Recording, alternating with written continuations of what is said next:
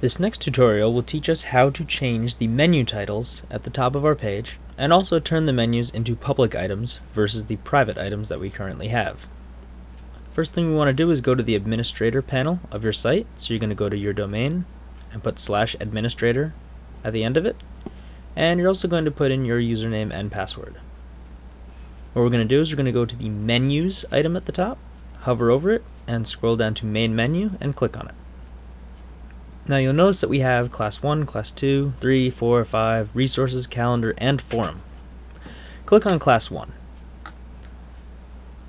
What we're going to do is change the name of it. So I would recommend using your first class. I'm going to choose algebra for this example. And go to alias and set it to blank. Once you're done, click save and close.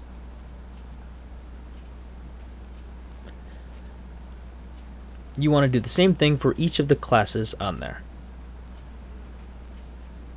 So class 2 will be a geometry class, and we'll erase the alias again, and click save and close.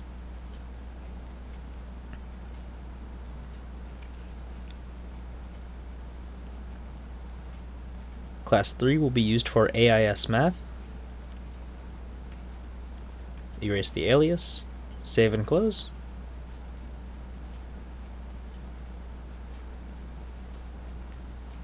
And class 4 we will dedicate to a math club. So click on it. We will just put in math club and erase the alias a final time.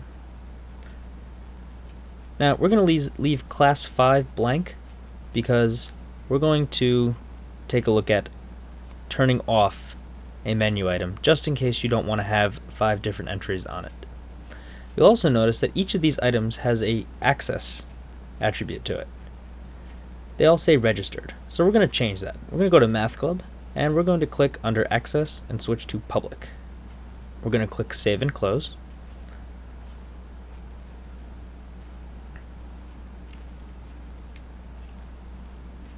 And now we notice that Math Club has the public mark on it, very similar to the home page of our site. So we're going to go back to our website. And now without logging in, we can see that up at the top, Math Club is now an available option. We'll go back to home, and what we'll do is we're going to actually log into the site for the first time. So we're going to put in admin, and we're going to put in our password again. Now you'll see we have a lot more items at the top. By default, the site is set to private, but through some changing of the attributes, you can make them public, as we did for the math course. We can go to algebra, and we can see an example of what an algebra page could look like for weekly lesson plans. Geometry, same thing.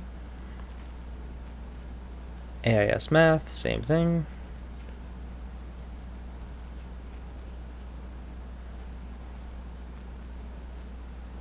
And we'll go back home. You'll also notice that when we logged in, we have a bunch of different items, such as a custom text box, a student drive, a poll,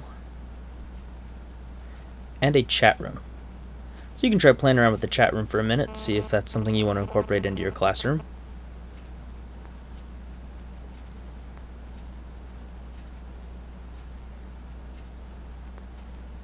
But let's go back to the administration page. You'll notice class 5 wasn't used, so we're going to click on the green check. And when we click it, we notice that class 5 went to a red circle. Another thing we're going to do is go to calendar and make it a public access item. You can pick and choose on whatever you want for these. If you have any personal information, please make sure it stays strictly to registered users. But now when we refresh the page and see our changes, we have removed the class 5, but everything's still showing up since we logged in. So let's log out. And you notice we still have the math club up, and now our calendar is also publicly accessible. And we click on it, and it's a blank calendar because we have not added any events just yet. This concludes part 4 of the Teach with the Website tutorial.